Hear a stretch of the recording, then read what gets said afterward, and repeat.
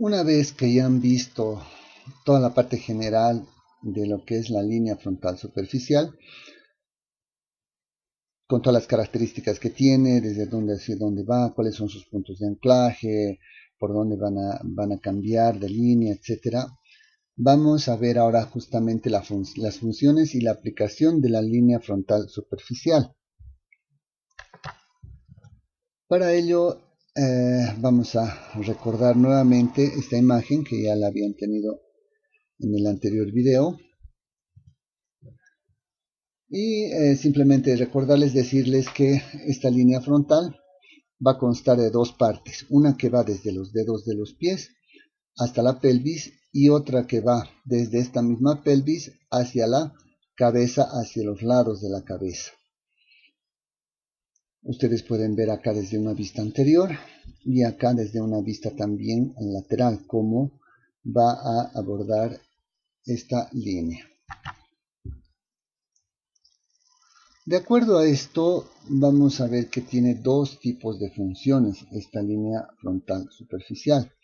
Vamos a tener las funciones de postura y de movimiento, es decir, hay la función postural y la función de movimiento que las desarrollamos ahora mismo. Primero tenemos la parte de la función postural y acá nos vamos a detener un poco en esta imagen porque tenemos que aclarar lo siguiente. Esta línea va a prácticamente servir para que jale todo el sistema miofacial hacia arriba. Principalmente tiene que hacer esa función, porque de esta manera va a equilibrar a todo lo que es la línea dorsal superficial. Una va hacia abajo y esta otra, la que estamos viendo actualmente, va hacia arriba. También podemos ver acá en los tobillos específicamente, aquí tienen una parte de comunicación, se podría decir, en lo que son los dedos de los pies a nivel de las falanges, porque prácticamente se unen, pero no para hacer una acción conjunta, sino para partir de allá para las diferentes líneas, ya sea la posterior o la línea frontal. ¿En qué sentido? Bien, una va a favorecer, por ejemplo, en este caso, la flexión de dedos, o la dorsiflexión más bien de dedos, perdón, y en cambio la posterior va a facilitar la plantiflexión de los dedos. Van a funcionar específicamente como equilibrio, porque una va a impedir que todo el macizo tibio peroneo se vaya hacia atrás y la otra va a impedir que todo este macizo tibio peroneo se vaya hacia adelante. Vean qué importante entonces es este equilibrio. Y este equilibrio no solamente se va a dar a este nivel, sino prácticamente se va a dar a nivel de todo el cuerpo. Aquí ya en la parte del cuello mismo, porque habíamos dicho que va a llegar hasta la parte lateral del cráneo, acá ya hay algo interactúa en realidad esta línea con otras líneas más que son las profundas y se vuelve ya algo más complejo explicar en esta parte. Pero como pauta general creo que ya está aclarado esto.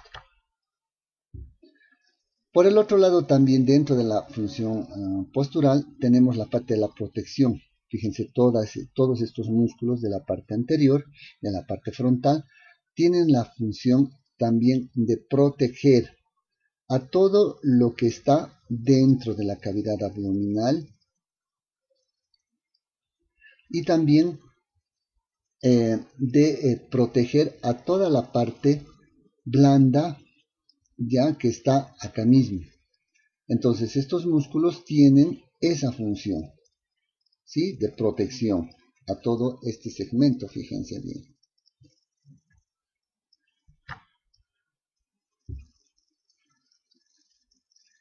Tal vez lo más,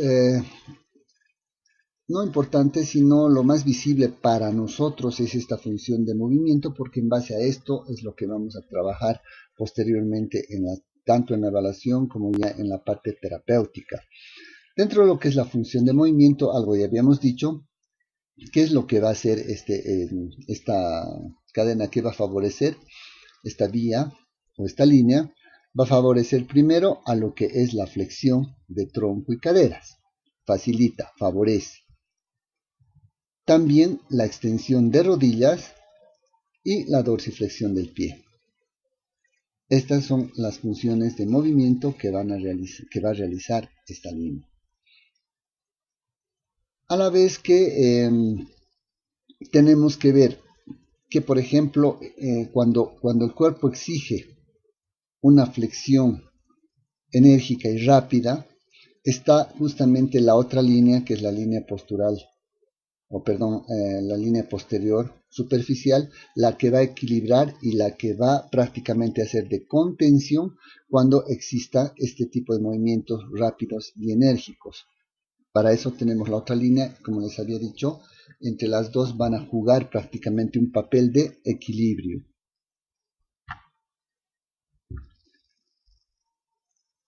Ya si hablamos las consideraciones para la misma terapia manual, primero tenemos que decir que existen dos líneas en realidad.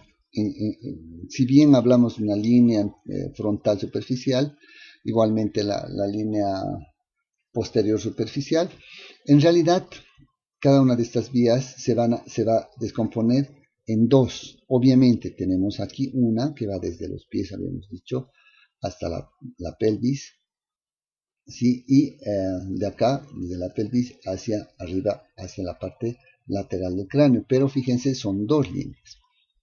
Obviamente que cuando tenemos que observar, cuando está el fisioterapeuta de frente, que es la mejor manera de ver primero estas líneas, tenemos que ver la acción conjunta de estas dos. Si no está tirando más bien hacia abajo, porque les comento que esta línea, cuando ya estamos hablando de disfunción, generalmente por acción de la gravedad, tiende más bien, en vez de jalar, tiende a desplazarse hacia abajo, ocasionando todos los problemas posturales que vamos a mencionar un poquito más adelante. Cuando el fisioterapeuta está haciendo una vista lateral, podemos ver justamente el equilibrio que hay o no hay entre estas dos líneas, entre estas dos cadenas. ¿Sí? Acuérdense bien de esto. Para eso entonces se hace este tipo de observación.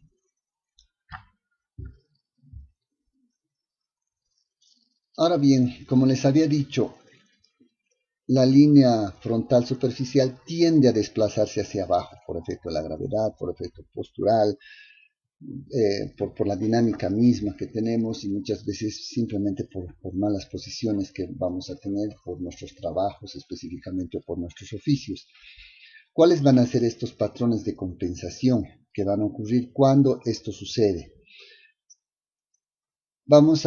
Primero vamos a ir desde hacia abajo, vamos a observar que puede haber una ligera flexión plantar, más bien. Es decir, vamos a tener ya dificultades. ¿Sí? En cambio, va a haber una hiperextensión de las rodillas.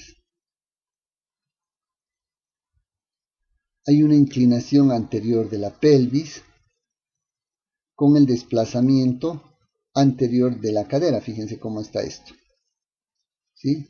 Hay una inclinación anterior de la pelvis y por consecuencia arrastra también hacia adelante a la cadera. En la parte acá del tórax y abdomen puede haber una restricción de la respiración. ¿Por qué? Porque las costillas anteriores están más bien juntas por acción de esta misma cadena, de los músculos de esta cadena. Obviamente esto puede causar una deficiencia ya en lo que es la respiración. Y con la consecuente también cabeza adelantada, porque no nos olvidemos que esta cabeza va a llegar también hasta la parte lateral del cráneo, haciendo que se jale y tengamos esta postura.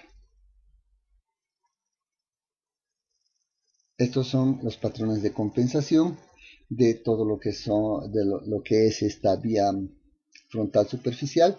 Ya en base a esto obviamente tenemos que hacer las respectivas elongaciones, las respectivas medidas posturales, las respectivas medidas también de compensación, más bien de mejorar esa compensación que existe en base al fortalecimiento también de los músculos, etcétera. Es bastante interesante fijarse en lo que es ya las cadenas desde ese punto de vista para que podamos notar qué cosa es lo que tenemos que hacer también respecto a todo lo que es el sistema miofacial.